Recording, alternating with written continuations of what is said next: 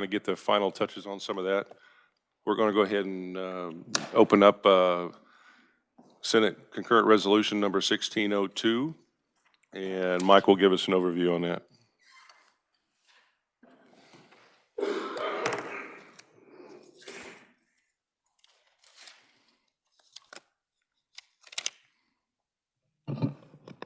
Mike Heim with the Revisor of Statutes Office. Mr. Chairman, members of the committee, Senate Concurrent Resolution 1602 is a concurrent resolution that basically urges the governor to fully cooperate with the Trump administration in enforcing immigration laws in the state of Kansas. It encourages the governor to use her authority, lawful authority, to help secure the United States borders, including offering assistance through the Kansas National Guard. And anyway, do we have any oral? You can read the rest of it, but it is a concurrent resolution, and it is basically a statement that the legislature would have regarding a particular topic. If you had a question, I'll try and answer them.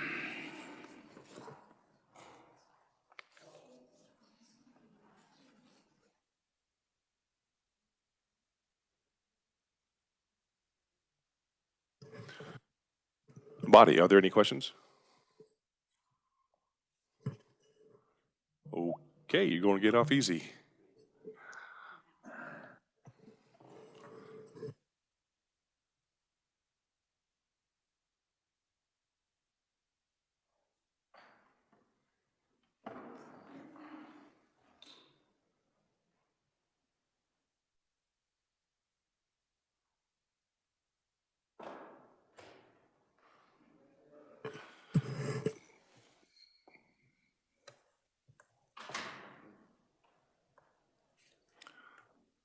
With the computer issues and stuff they were having today, some of the stuff isn't quite as organized as we typically are. So I'm going to we have a lot of testimony that's been introduced, and but it hasn't had a chance to be prioritized quite just yet as far as what's oral and what's going to be written. So we're going to open up first with some proponents of the bill.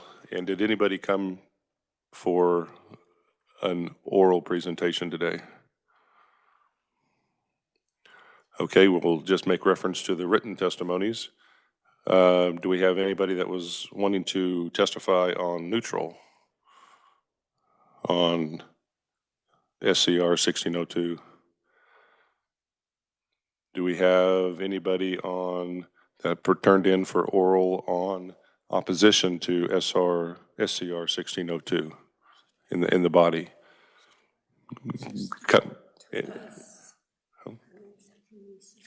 Yeah, Sister Teresa, are you the only one today? I don't see any other hands, so come on up. Welcome to committee.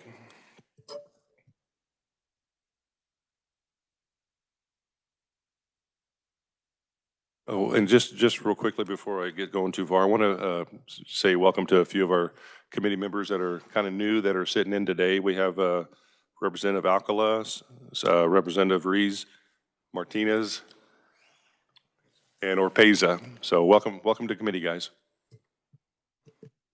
Good morning, Chair Kessler and the committee. Thank you for the opportunity to give testimony in opposition to SCR number 1602. I am Sister Teresa Bangert, a sister of charity for 61 years, and for 38 of those years, I have lobbied in the Kansas legislature. I see many new legislative faces around this table. I would welcome you by name, but I have no confidence that the representative, the cattleman from Turon, Kansas, that I could say his name correctly. But welcome to all of you that are new. And I have seen a face from the past, Representative Hubert, and I wanted to welcome him back. Now to this resolution. First, I want to be clear that I agree that we have a broken immigration system. And I have, along with the Catholic Church that is my faith home, have advocated with our federal lawmakers for years asking them to pass comprehensive immigration reform. The no system that is currently in place has enabled essential workers to work in Kansas, but not have a legal way to enter or to stay. I suspect these are the immigrant women who are milking cows in the western Kansas dairies. The men and women on the killing floors of the Kansas slaughterhouses, and those roofing the homes in my neighborhood. Line 13 of the resolution states that the main priority of this massive operation is the deportation of illegal immigrants who have committed crimes. Though the purported concern of the present administration's deportations is those who have committed crimes, press releases that I have read in the past 2 weeks do not bear this out.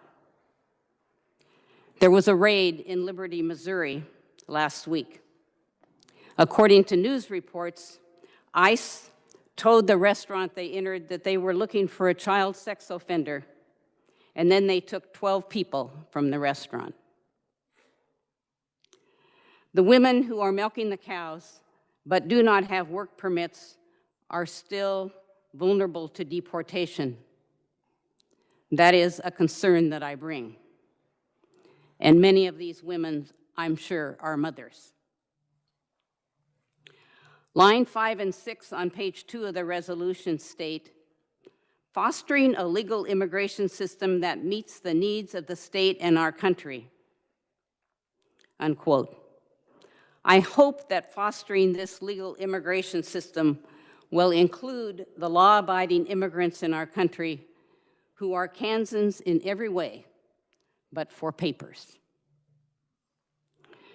Personally, I find troubling the heated rhetoric used when speaking about our sisters and brothers that are immigrants, the aliens Jesus speaks of in the gospel.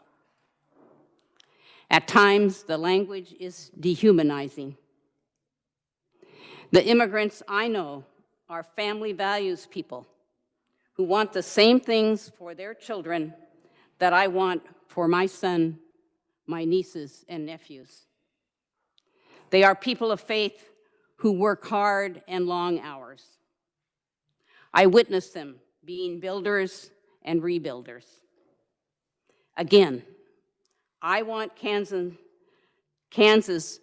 authorities to have the tools they need to address those who are violent criminals.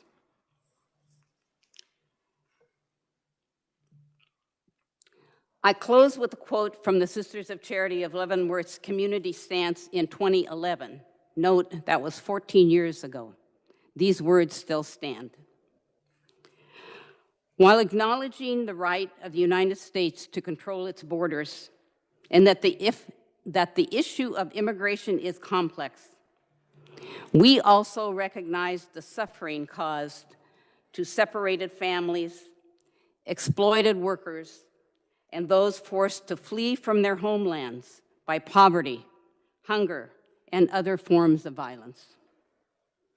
In light of our mission statement, we, the Sisters of Charity of Leavenworth, call for comprehensive immigration reform in our country.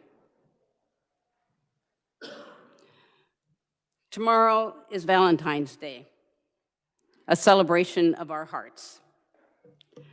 I pray that all of us, myself included, will find ways to stretch our hearts. Thank you for hearing me, and I would be happy to answer questions at the appropriate time. Committee, are there any questions? Representative Reese. Thank you, Mr. Chair. First off, I want to thank you, Mr. Chair, for allowing this hearing this morning on this issue. Since Sister wasn't allowed to speak on the Senate side, we do thank you for that. Sister, were you aware of what Pope Francis told Vice President Vance on Trump's immigration policies? I am. Can you elaborate a little bit on that, please? Pope Francis's whole time as our Pope has been about the dignity of the human person. And the deportation rhetoric and actual actions that are happening is totally against the dignity of the human person. The Catholic social teaching, the foundation of that is the dignity of the human person. That's why the Catholic Church stands against abortion. That's why the Catholic Church stands against the death penalty. That's why the Church stands for the dignity of the human beings, of the immigrant, our immigrant sisters and brothers. And if I may, Mr. Chair. Sister Ann, Vice President Vance is a Catholic. And I don't know exactly what he told the Pope, but the Pope told him that the immigration policies of the Trump administration are doomed, more or less doomed for failure, or I don't know exactly what the verbiage is. But I found that pretty strong from the Pope, especially now in this climate here in America. Do you have anything else to add to that? This administration isn't the only people that he's confronted through the years that he's been Pope.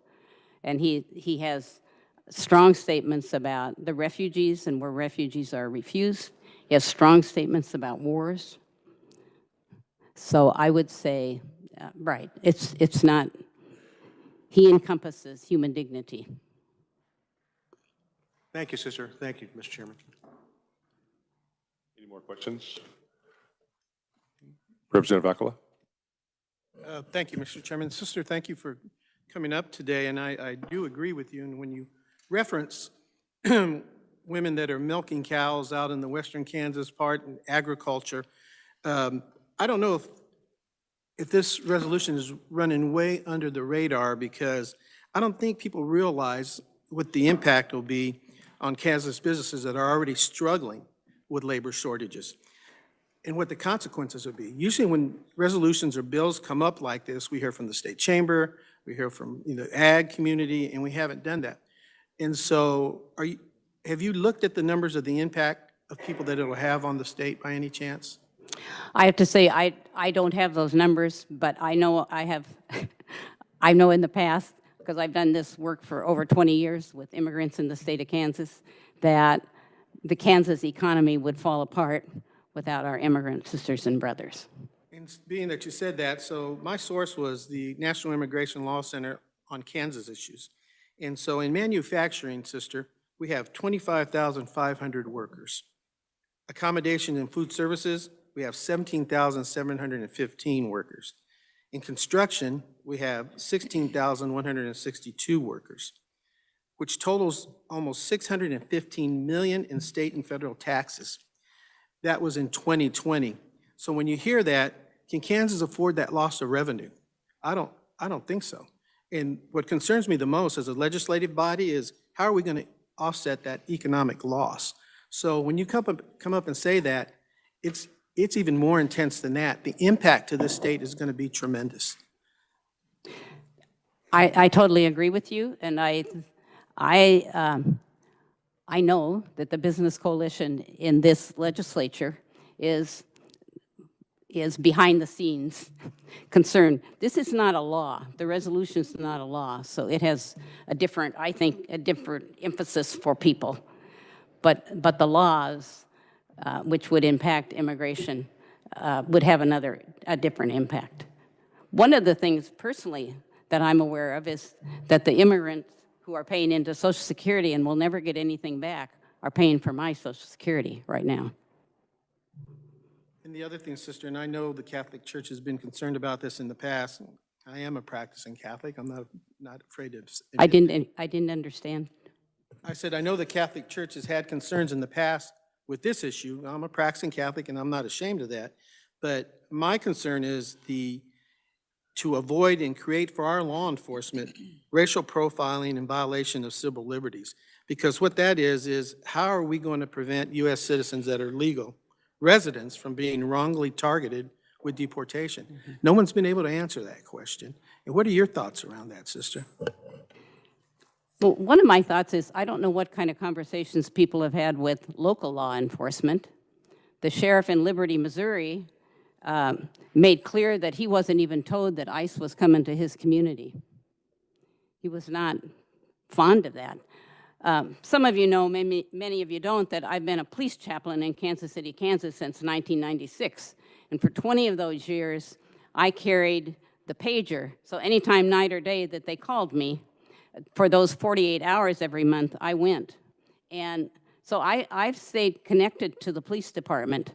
In KCK, they are already have challenges because they had big budget cuts. They're already looking for workers and have open spaces.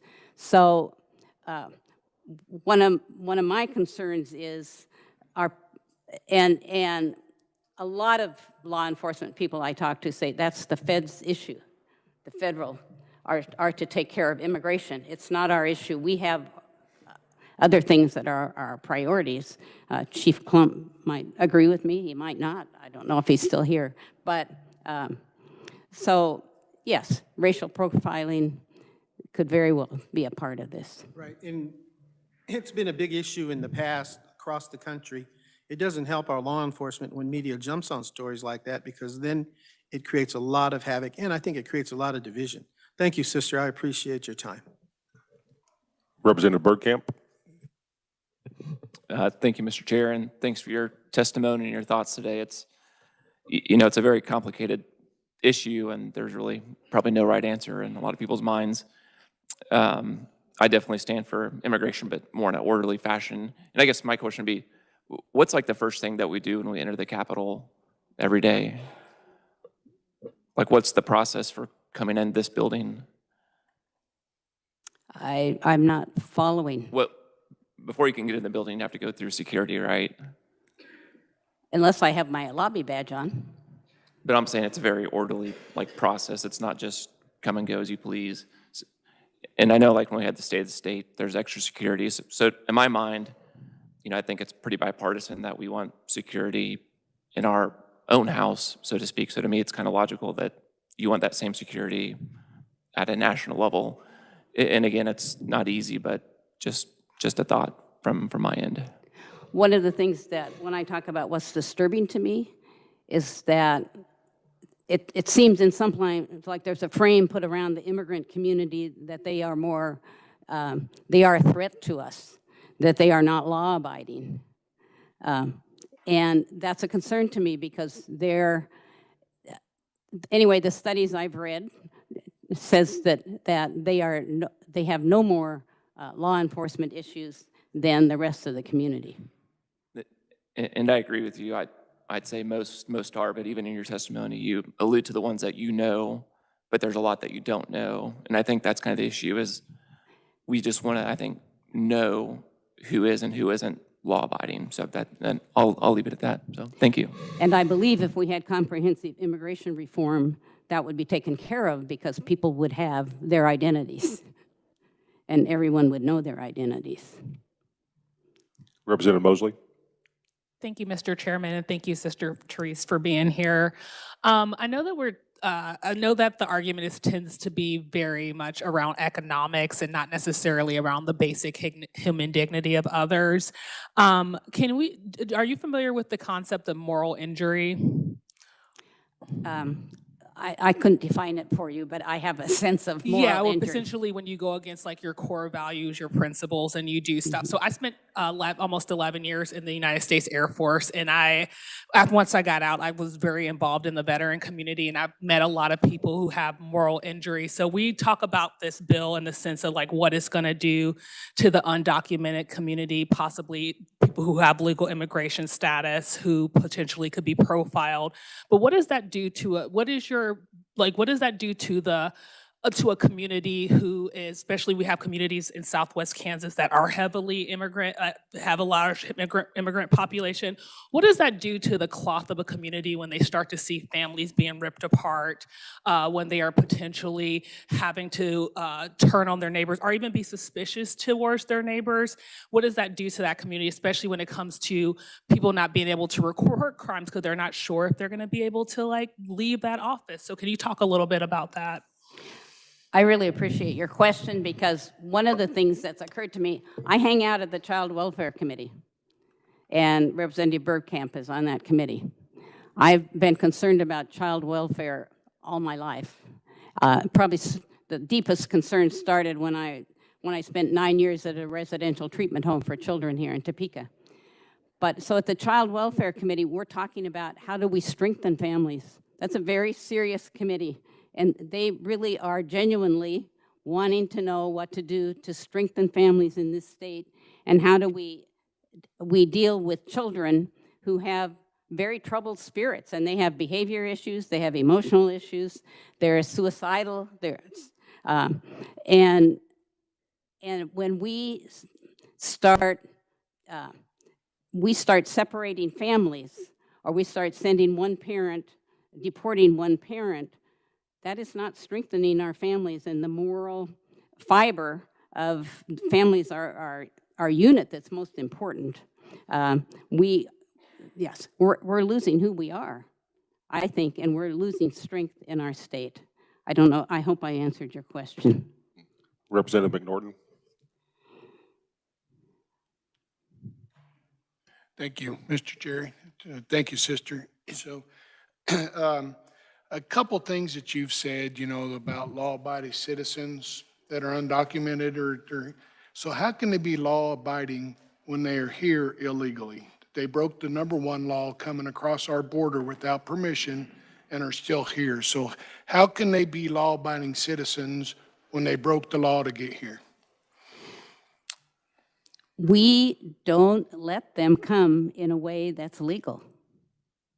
Yes, we do. And if I'm not an immigration attorney, but we accept their work. We accept the work of their hands, but we do not allow them. You can ask the business community, anyway, from my experience, about how difficult it is to get workers and to have, so we entice them to come by the jobs that we have, and they work, but we do not, I believe we do not give them a way to come legally. So what you're saying is we don't have a process in place for somebody to come into this country legally? What you just said. Especially if they're the roofers and the people that work in the slaughterhouses and the people that milk the cows. Okay, so we disagree. So I do have a point too on my representative from Topeka who had a lot of big stats. I'm assuming those stats came from the Department of Labor or something, that those stats are people here legally and paying taxes. I don't know if I don't want to get in an argument here, but I'd just like to clarify where Representative Alco got those. Sure, Representative, those came from the National Immigration Law Center on a study that was done through multi-avenues. Can you hear me now? Those came through the National Immigration Law Center study that was done in Kansas through census and through other surveys throughout the state and with businesses and corporations. And you can look that up online. So those were people who were filing taxes, I'm assuming, or somehow they got I just was giving you the total amount of revenue that they had calculated that they paid into the tax base. Okay, thank you for the clarification. In the sake of moving along, we got 2 more questions for you.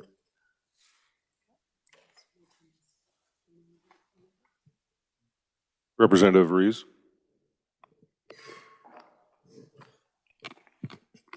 Thank you for your testimony, sister, and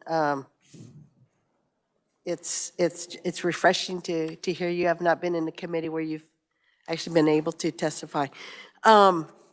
Regarding the safety and security piece, I don't know if you saw the bill brief from the Senate when this resolution was in Senate.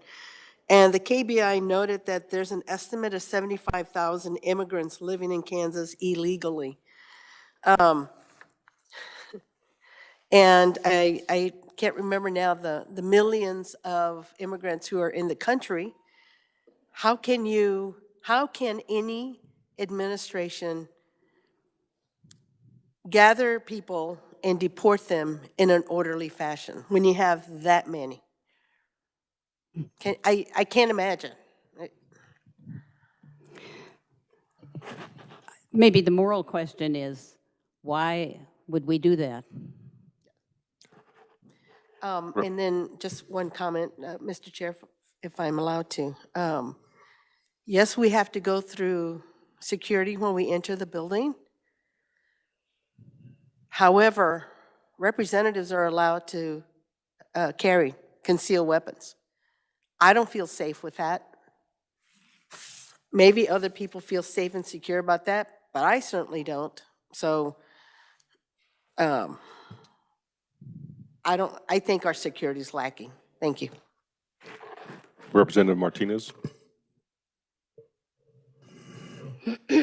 Representative Mosley pretty much covered my question, but I would like to ask, in your experience with separation, and I know that we're working really hard to keep families together, whether they're legal or they're not.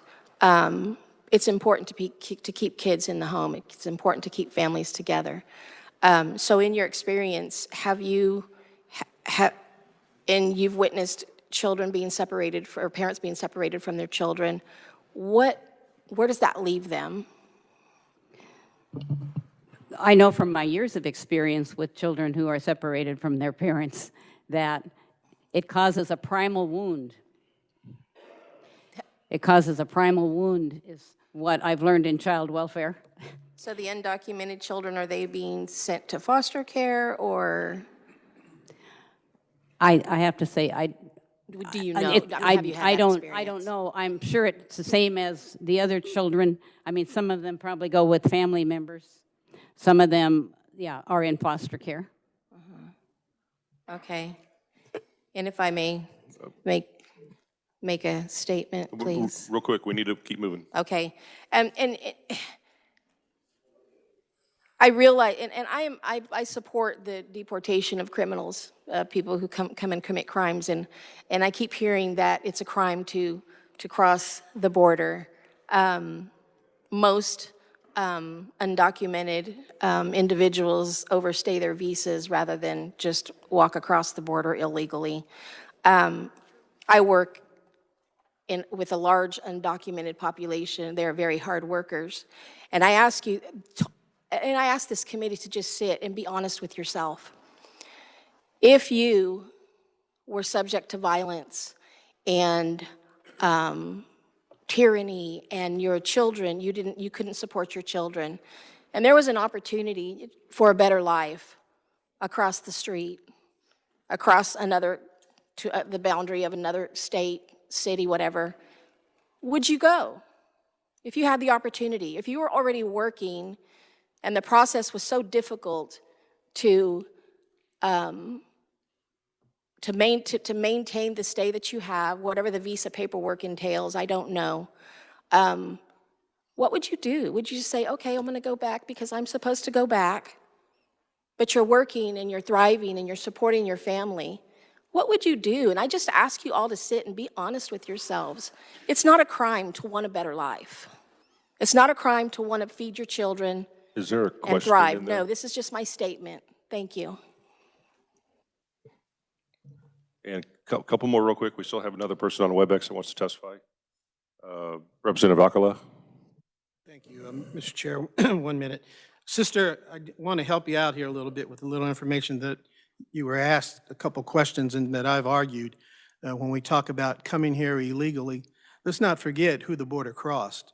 The immigrants didn't cross the border crossed them.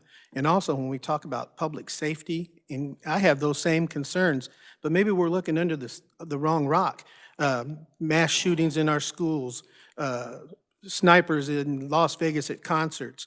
I didn't see any names on there that looked like they were illegal aliens or immigrants in this state or this United States. Thank you. And last one, Representative Ward. Thank you for your testimony. I too am a practicing Catholic. I'm not sure that has to do with this today, but what do you say to the business community that does it the legal way? Because I am a small business owner in the landscape industry, so we have workers similar to what you're referring to, and we pay thousands of dollars every year to do it, the legal process, and we love our workers. We'd be out of business without them, but they choose to do it the legal way too. So what do you say to all those businesses that are doing it the legal way and I'm grateful that they have found a legal way, but even when I hear about, I don't remember the numbers of yes, thank you, Representative Ward. So my understanding is that those fill up really quickly, so you must have a good immigration lawyer that helps you get them. I mean, we sometimes get them in February, and sometimes get them in June, and our business does suffer, but we choose to do it the legal way. So I guess as a business owner, it's frustrating to see it done illegally. And those who don't also, the workers also are subject to being used if they are not here legally. I'm grateful that you can get them and that you do respect your workers. And I'm sure your workers are not paid because that happens. Workers work. The immigrant, there are immigrants who work on construction jobs, et cetera, and then are not paid. Yeah, right. And I'm grateful. Sister Therese, thank you for your testimony. We're going Thank you for listening to me, and may the Lord stretch all our hearts, mine included. Thank you. And then on WebEx, we have Benito Martinez. Are you there?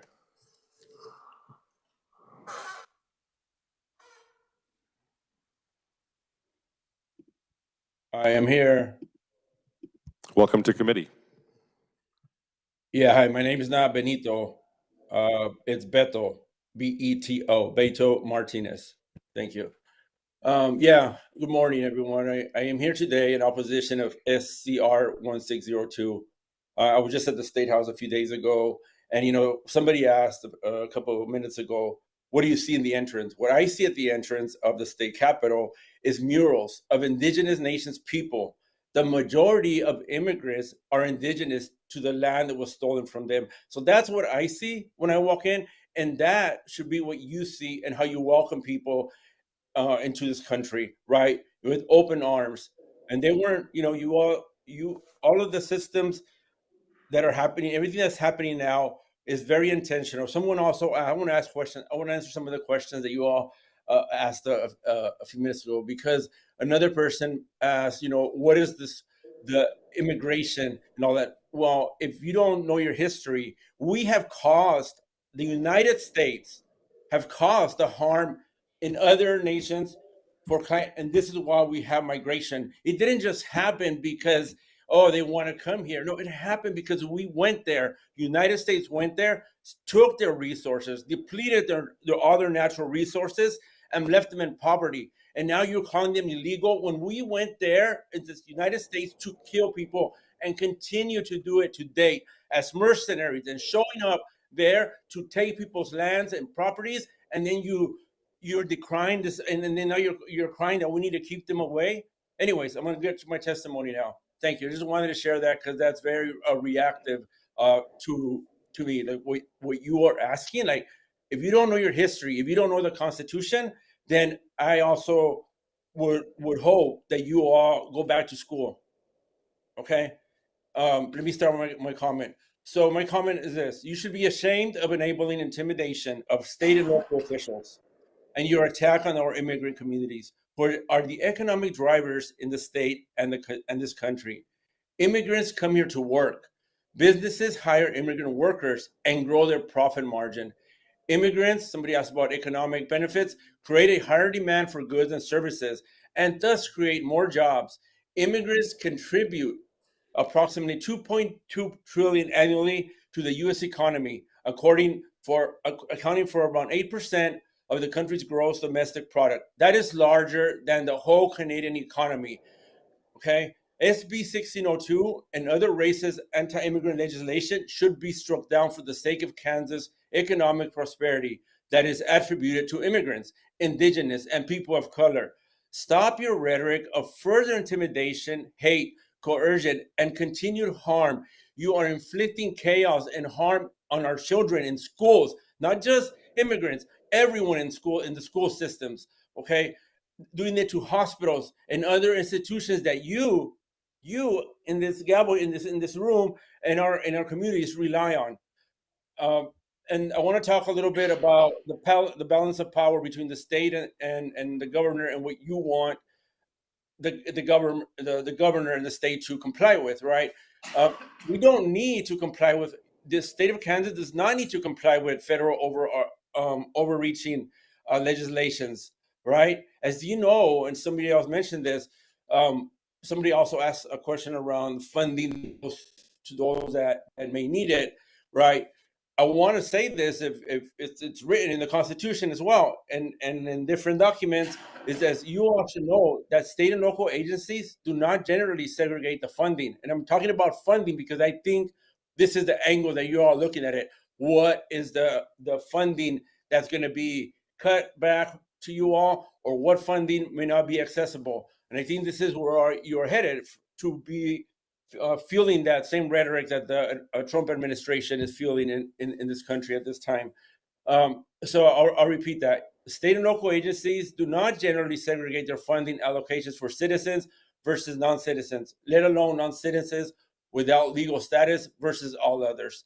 Tens of thousands of state and local employees, social workers, public safety, teachers, bus drivers, nurses, mental health counselors, and more stand to lose resources or funding they rely on to do their jobs, serving our communities, if this bill is enacted.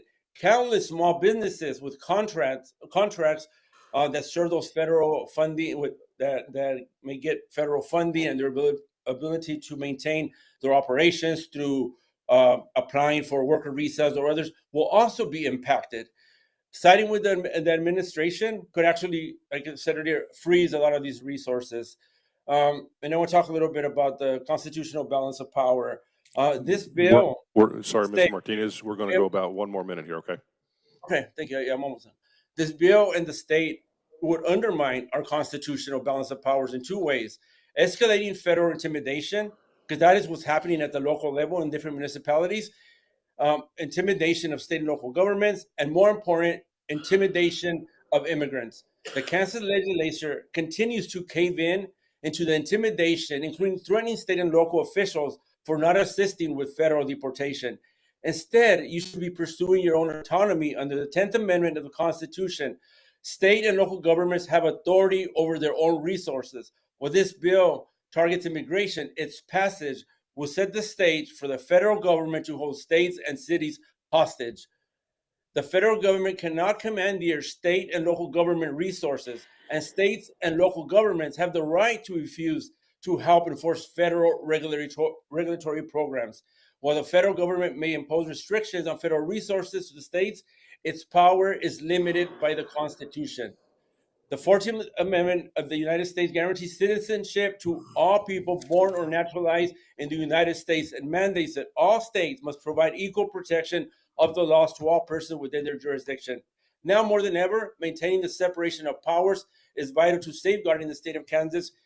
And we're not even looking at this from the human rights angle at the moment, and compassion. But do not forget, migration happens because of the violence and depletion of natural resources in the immigrants' own countries. I'm in opposition, and a lot of community members are in opposition of this awful, bigoted, racist legislation. Thank you. Thank you, Mr. Martinez. We're going to move this right along. Not seeing anybody previously asking to speak on this, but thank you for your testimony. We're going to close this hearing up.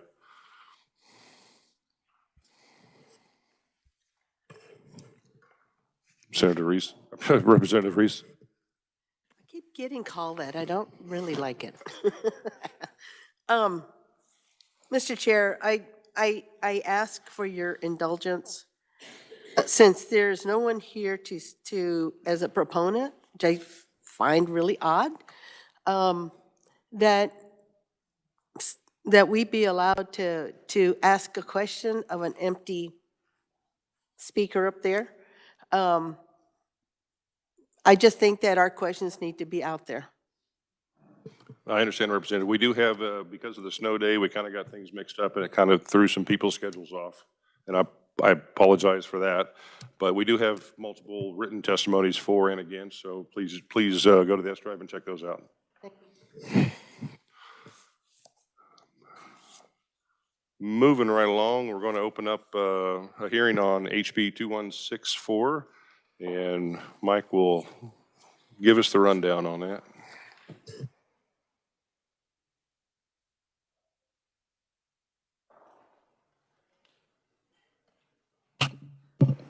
Mr. Chairman, members of the committee, House Bill 2164 amends the Kansas Law Enforcement Training Act, and the amendment deals with qualifications of who can attend, and what it adds is that a person be at least 20 years of age, that they can start the process, but they have to be at least 21 years of age prior to serving as a full-time or part-time police officer.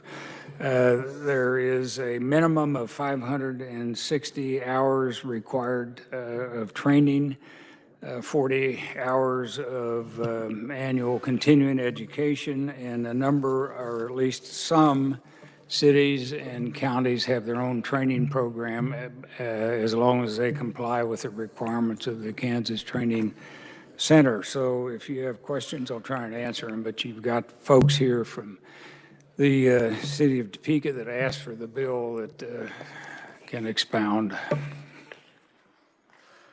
Committee, any questions? Not seeing any. Thank you, sir. Well, first up to talk, we have Chris Vallejo, Chief of City of Topeka. Welcome to committee.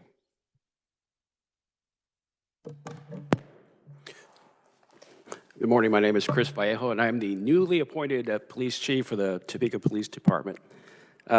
Chairman Kessler and members of the committee, thank you for allowing me to speak today on behalf of the city of Topeka. We're in strong support of House Bill 2164. I know you have our written statement, but I'll try to summarize it in the interest of time, hit some of the key points of why we're asking for this bill to move forward. As some of the testimony that was read, I'll include that into my statement as well. We're facing challenges in the policing profession. Topeka's no different, especially with the recruitment of qualified individuals.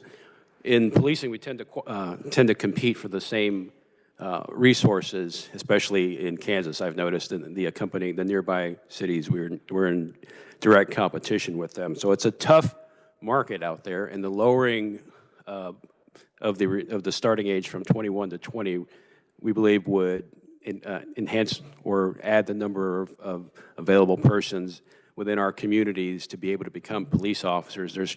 I've met many young police officers between the ages of 20 to 21 who are looking for some type of career of service or something to be meaningful, and I think being able to recruit starting at the age of 20 would enhance those.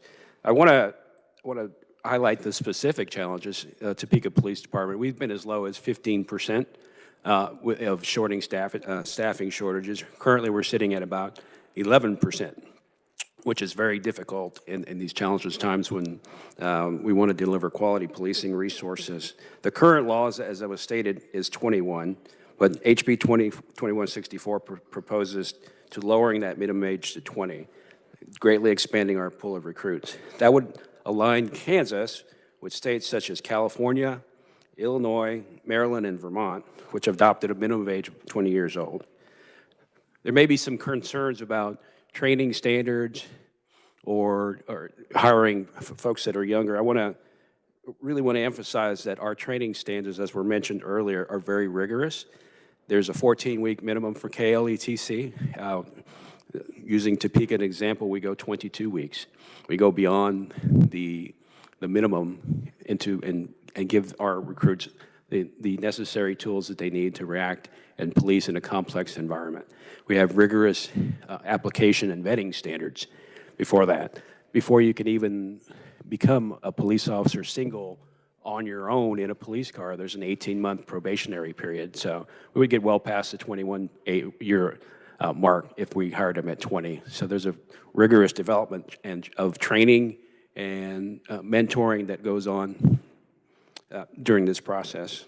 And we want to be more competitive as well, and we believe lowering that age to 20 would make us bring more people to the field and be competitive. And I believe HB 24 at least presents a step forward and one solution that we can do right now to face the staffing challenge. Thank you, and I'm entertain any questions. Thank you, Chief. I got one kind of just, can you kind of explain just briefly what the difference between a 20-year-old having a provisional license versus the 21 fully instated, what that difference would mean? I'm not familiar with the Kansas law, but a provisional is just starting, it's kind of like a probationary period. And then when you, at 21, you get a full I meant to license. respect to duties as an employee. As a 20-year-old, if you hire a 20-year-old to start the process, it says in there that they'll have a provisional. Is that correct? I'm not tracking the question. Oh, okay, we'll circle back to that. Okay. Committee, is there any questions for the Chief? Representative Mosley? Thank you, Mr. Chairman. So the human brain fully develops at 25. So how many, what percentage of your law, like you said, you're about 11% understaffed. My first question is, how many 20-year-olds are you turning away now who would be interested? And then what realistic percentage of your law enforcement force you would want to have with people with very limited life experiences and not fully developed frontal lobes? As far as the percentage that want to be police officers now, we don't keep a standard record of that. I've never had. It's just community engagement, meeting people, try to, endorse the profession. You get those people that ask questions, how can I become a police officer? I'd really love to pursue that either right after college or whatever it is. So how many just turned 21-year-olds do you have, like the day that they turn 21, just like in a World War II movie, like I can sign up now? How many just turned 21-year-olds do you have coming to your law enforcement? that's a fair question. I'm still assessing this police department. I'm about 4 weeks into my tenure, so I can get that information back to the committee if you need to. But it varies. It's very local. Policing is a very local profession, so that would be something I'd have to research our statistics for. I forgot that you're new, so that definitely is understandable. Representative Akala? Hey, Chief, can you help me out on this one? So you can't carry a firearm before being commissioned as a law enforcement officer, but you could work for the PD, is that correct? As under 21, yeah, you could find different non-sworn positions to. And I'm from Topeka, and Chief, presently we're down maybe 30 officers? Approximately 33. 33, because of the recruitment issue. So I've always had the thought pattern that, we can go to war at 18, but yet we have to wait to be in law enforcement for 21. And the reason I think that's beneficial to the community, because I think that if they change the process, and you correct me because I want to hear your opinion, if they change the process on entry-level hiring, mentality, where they're at, stability-wise, on maturity, thinking as a cadet, and you have a lot of people that are in the cadet program that also turn over to become law enforcement officers. So what I'm hearing is maybe the immaturity between 18 and 20. I agree with 20 because we're having problems recruiting, and I don't think it's as much pay anymore. I just think it's trying to get people a lot of people out of college or a lot of people out of high school are wanting to get into a career path right away and don't want to wait for that period of time. So would you say that at 20, what would change from the hiring process at 21 in entry-level testing for an officer? Would it be anything, or would it be continued as it is? From 21 to 20, what would change in the process? Yeah. The process would still be the same rigorous training standards. I had to follow those same standards just to stand before you today during the past 6 months, which was everything from an application to an interview to standing in front of public committees and boards to giving my polygraph, to giving a psychological assessment, to giving a physical assessment, to giving my fingerprints. So it's no different for anyone coming in, regardless of age. Do you know what the percentage is? And I probably should ask this question from the revisor. Do you know what the percentage is of other states that are at the 20-year hiring? I don't have a percentage, but as I listed before, I have several states highlighted, such as California, Illinois, Maryland, and Vermont, just to show that there is precedent for this. Mr. Chairman, I probably missed my turn with Mike, but maybe we can ask him how many states are presently at 20? Mike, can you tell me how many, or you're pointing somewhere? Okay. Oh, Jordan. I go to the older guy, Jordan. I don't know why. Can you tell me how many states, I think you know what I want to know. How many states are presently at the entry-level hiring at 20 versus 21? Thank you, Mr. Chair. Jordan Milholland, Legislative Research. Thank you, Representative, for your question. I can take a look here while we're in this meeting, if the chairperson's okay with that, and get an answer for you. I don't have one at my fingertips, but I can look into that for you. I'd like to know before I leave. Thank you. Thank you, Mr. Chair. Thank you, Chief. Not seeing any other questions. Thank you, Chief. I appreciate your testimony. Thank you. Next up, we have Kyle Kessler. Is he here?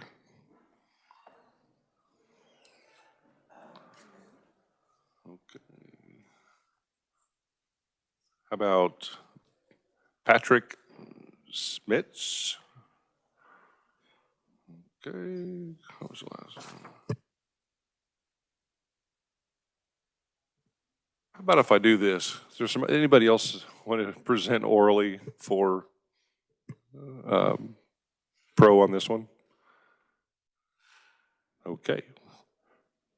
Let's switch to neutral. We do have several written. Actually, I have quite a few written. Please address that in your S drive and go through those. How about neutral? Do we have anybody wishing to testify orally on neutral?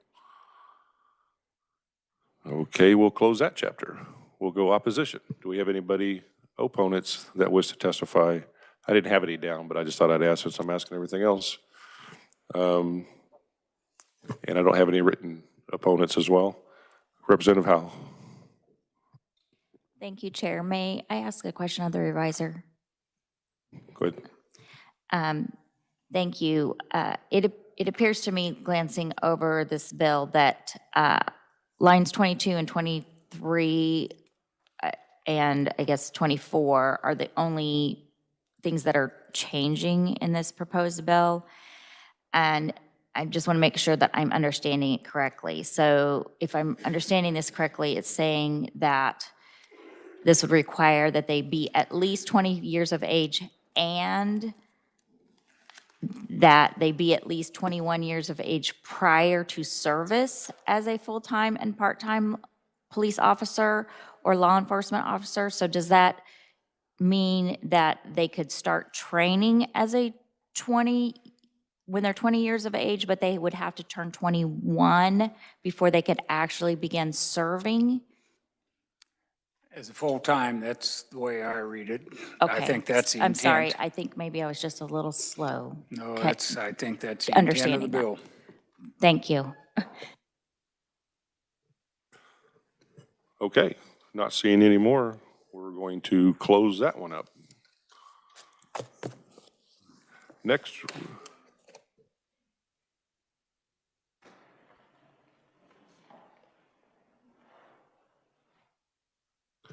While we're in between these, I actually want to circle back to bill introductions. Do we have anybody that has bill introductions? Not seeing any. I do have one. I have a bill introduction. RS number is 1268. And this is dealing with the Shawnee tribes over there at Fairway, I believe, in the labor school. Any questions about that? Seeing none, bill will be accepted.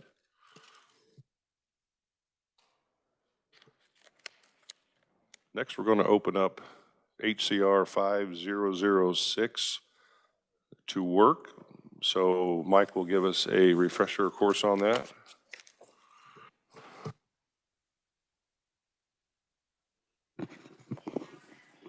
Mr. Chairman, members of the committee, House Concurrent Resolution 5006, which the committee heard a week ago, would amend the Bill of Rights of the state of Kansas, Section 4, which currently provides a person has the right to keep and bear arms for defense of self, family, home, and so on. for lawful hunting, et cetera, and would expand it to say that such rights include the possession and use of ammunition, firearms, accessories, and firearms components, and adds a new subsection B, the right to keep and bear arms is a natural and fundamental right, shall not be infringed, and any restriction of the right shall be subject to strict scrutiny. The Attorney General testified on this concurrent resolution, as well as a number of other people. Any questions for the reviser? Seeing none. Do I have a motion on the table? Representative Schmo. Chairman, I move that HCR 5006 be passed favorably. Is there a second? Representative Sanders? Body discussion?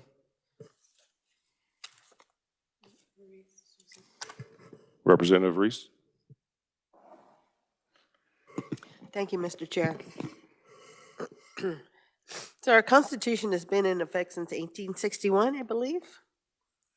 And the right to bear arms has been in our Constitution. I don't understand why we need to add the language, and especially with things the way the industry is at this point with being able to, we're just at not even at the cusp of what 3D printing is going to bring us. And I guess I'm assuming that if you own a gun, you're going to have ammunition and you're going to have all those other things that normally would come with that. Some kind of firearm, you're going to have stuff with you. So why is that not an assumption, and why does that have to be in the Constitution?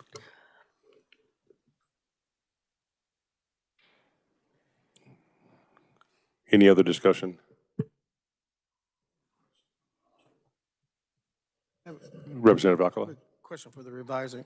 The bill states other components. Does that include like bump stocks? I'm not sure what the definition of component would be, but it possibly could include that. So it kind of leaves it open to about anything. Okay, thank you. Thank you, Mr. Chair. As long as it's federally legal. Federal law still trumps everything. If they outlaw it federally, it's outlawed here automatically. Okay. Representative Corbett. So components could be as simple as bullets or shot, powder or primers, hulls or whatever it would take to either, if you didn't buy your ammunition pre-manufactured, you could do it, make it at your home if you had the parts. So it kind of ensures that if something would happen in one city in this state or whatever, that it means that the Kansas people who live here would be in the Constitution, that we'd be able not only have a right to hunt, fish, and carry arms, but we'd be able to find ammunition and parts to be able to use them. Any other discussion? Representative Reese. Thank you, Mr. Chair, again for the indulgence. I guess I don't see that in the bill, anything that the representative just said. Where is that in the bill that, and I believe, Mr. Chair, you said something about if it was federally sanctioned, then it's in the bill, but I don't see that. I don't see that language written in the bill. Can you rephrase that question? Yeah, the being able to, I'm sorry, you said that if previous representative from Topeka said something about the bump stocks, I think is what he called them. And then you said only if it's already federally sanctioned, if it's okay with the feds, then they would be okay So to what have I that in was- Kansas. What I was trying to point out but was I the don't see that supremacy in the- clause. I don't see it in the bill. That kind of language is not in the bill. That's And the firearm components not being defined, leaves it way too open. That would be the supremacy clause. And yes, if it's federally legal, it's federally legal here too. So, Mike, would you help out there? federal law would trump state constitutional provisions. There may be some question about whether federal law would trump a regulation. The Attorney General was not clear that whether or not a federal firearms federal agency regulation would trump the state constitutional provision, but federal law does in fact, or would in fact, trump anything in the state constitution. There are examples. U.S. Supreme Court decision would trump something in the state constitution as well, and has in the past. Thank you, Mike. Seeing no more discussion, Representative, would you like to close? I close. Committee, you've heard the motion. All those in favor of the HCR 5006, say aye. Aye. All those opposed, say no. No. Ayes have it. Motion passes.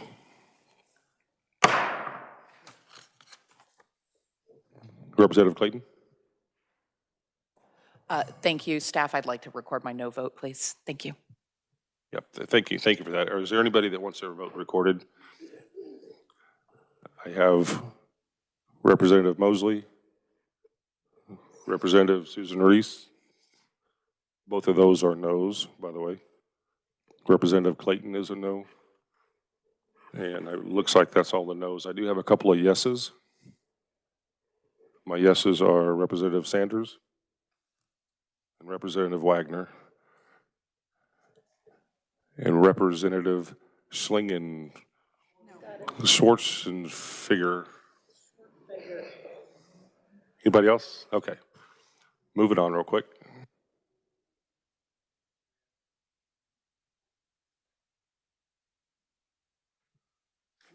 We're going to move on to open up HB 2104, and Mike, will you give us the briefing on that? Mr. Chairman, members of the committee, this is the firearms education, standardized firearms safety education program. The committee heard it, I think, about a week ago also. What it would do is the State Board of Education would be required to establish curriculum guidelines for standardized fire education safety. And anyway, the Board of Education of the local school districts would have the ability to elect to decide whether or not to offer a program, but if they did, they would have to offer it according to what the State Board of Education would provide, which is laid out in 2104. Committee, any questions for the reviser? Not seeing any. Do I have a motion? Representative McNorton. Thank you, Mr. Chair. So Mike, so we have similar wording in the Safe School Act that was passed. If we pass this bill, which one will rule, or which one will trump, or which will need to be followed? If you could clear that up for me, please. What was the first act that you suggested? It was the Safe School Act that was passed a couple years ago. I'll have to look it up. I don't have it off the top of my head. Or if somebody else would know maybe and said, I don't know where that has to come from.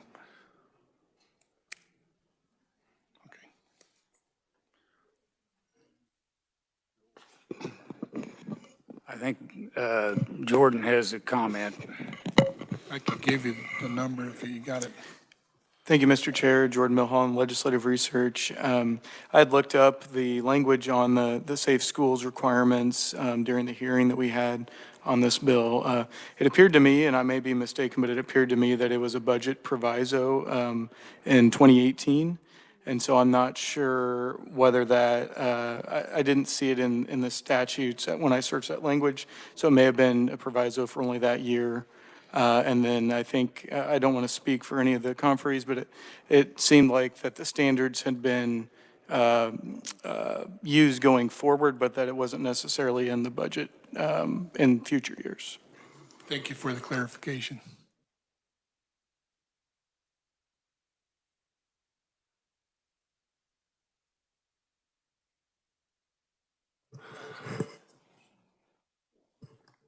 Representative Sanders, Mr. Chairman, are you ready for a motion? go ahead. I move that the committee pass HB 2104 out favorably. Do we have a second? Who said that first? Representative S. Schwarzenegger. Committee, any discussion? Representative Reese. Thank you, Mr. Chairman. We've heard this before several times. We heard State Board of Education members saying that boards of education local still have the option to either accept this one or put their own program in. And my fear is that they would be locked into this Eddie Eagle situation, and I can't support that, Mr. Chair. Thank you. Any other discussion? Representative Akala. Mr. Chair, thank you. I am filling in for the ranking member today, and he asked that I not support this bill on his behalf, so that would be my vote today. Representative Reese. Thank you, Mr. Chair. I'm also standing in for Representative Haskins, and he's asked me to vote no on this. And we didn't really have that much of a discussion on it. He knew that I would not be in favor of it. And here's one of my reasons for not being in favor. The $70,000 price tag, the fiscal note that's attached to this. I sit on the Social Services Budget Committee and have had to look at reducing budgets all over our departments for social services. Some of these budgets are being cut, like they're being asked to see if they can cut their budgets up to 7.5%. Some of these are our state hospitals. One of the hospitals that also has our sexual predator program. I cannot in all conscience say okay to this when this has got a $70,000 fiscal note. Thank you. Any other discussion? Representative Corbett. These bills or similar bills like this have been introduced in many, many states. And the thing you need to think about a little bit as far as education, think of the money that's been wasted on other programs that meant nothing. If this would save one or two kids' lives or help them get along and get out of a single family environment, I think this is a no-brainer. I said, let this go on and let them learn a little bit how to take care of stuff. Any other discussion? Representative Mosley. I just want to piggyback on what my comrade, our colleague considering this space, has said. If we really wanted to protect more children, we would actually not pass this bill. I'm not against educating kids on gun safety, but people should be able to have local control to tailor their gun safety based off their communities. People who live in Western County, Kansas, or places where they're used to hunting, they're going to have a different relationship with weapons than perhaps a child who comes across a gun in a community who's more used to community violence in places like other places, more urban places in our state. And so this bill, what this bill does is it doesn't make it where we are creating gun safety education in our state that already exists. The State Board of Education has already passed it. What it does is makes it where we have a very narrowed stealing local control away from our community's view of what gun education should look like. And it doesn't even approach things like safety, things like safe storage. So I think that this is a really bad bill and it's a really bad precedent to invite the NRA to educate in only one way. Any other discussion? Seeing none, Representative, would you like to close? I close. Committee, you've heard the motion made on HB 2104. All those in favor say aye. Aye. All those opposed say no. No. Ayes have it.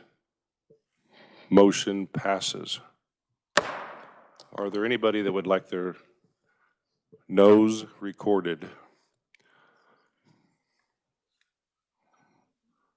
We have Representative Orpeza, Martinez, Mosley,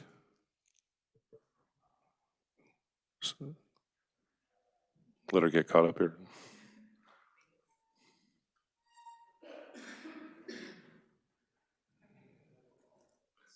Representative Clayton, Representative Reese. Anybody like their yes votes recorded? Representative Wagner.